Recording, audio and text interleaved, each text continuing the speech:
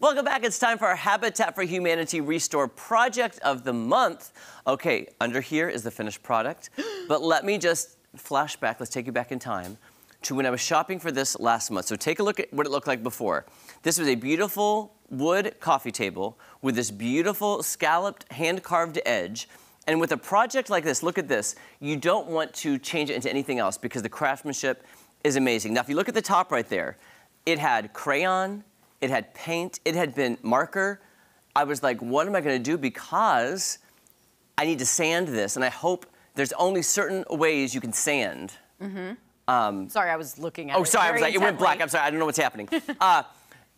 You can only sand so much, but I was like, I put a lot of elbow grease into this, and I sanded and sanded. Then I put online and said, what do you guys think I should do? Stain, paint, or decoupage? And that's the one with all the clippings Yes. of like, I hope you did that one. No, I did not.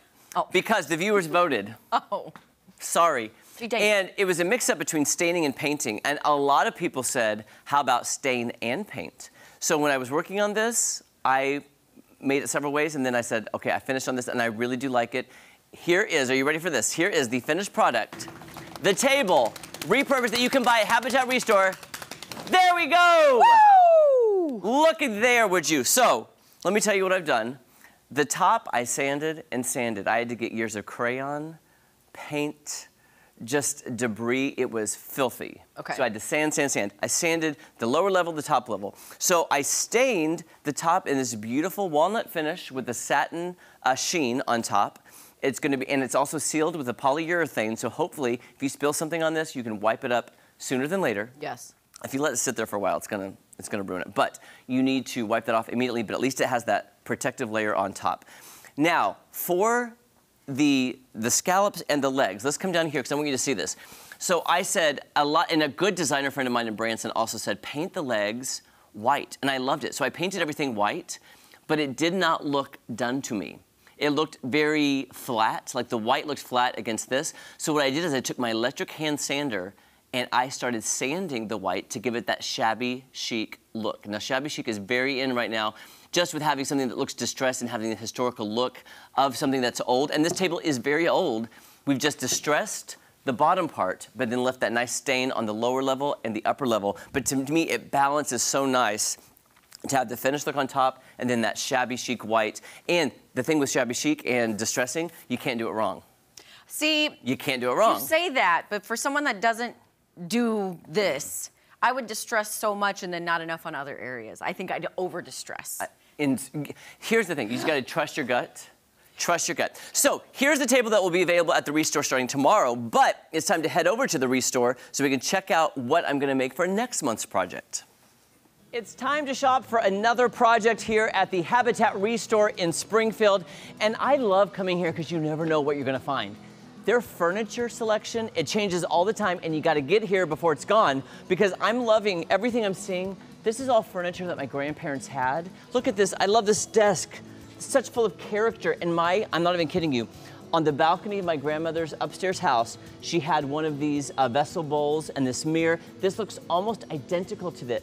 Now this is something you don't want to repurpose. This is something you want to refurbish. You want to bring it back to its original glory. You don't want to destroy an antique like this. So when I'm seeing this, I'm thinking you could get this, pass it down in your family from generation to generation, and it's something you can get so affordably.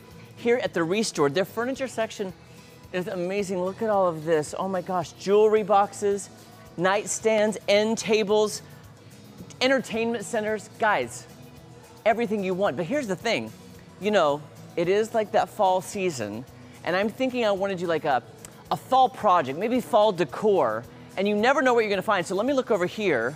Okay, I love lighting fixtures. And when I was here last month, I remember seeing some chandeliers, maybe some sconces or lights that I could do something with, but I need to find the right one because, okay, like for example, this one. Okay, that's too heavy. This one, I need it to kind of sit upright where it could, okay, what about this one? Let me see. Okay, oh, I like it, it's not too heavy. Okay, and the creative juices are flowing, guys. Let me see, can it stand up on its own? Perfect. It could sit there, because I have an idea, guys. Okay, I might need your input on this, by the way. because also it could hang and it's not too heavy. Okay, you know what? I actually saw something at the front that might go perfectly with this. Come on. Did you know the ReStore also has seasonal decor? Would you look at this?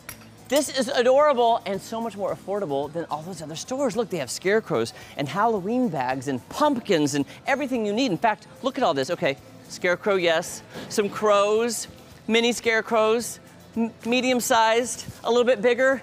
Guys, the creative juices are flowing, so stay tuned to find out what I'm making for the Habitat ReStore Project of the Month next month. All right, check out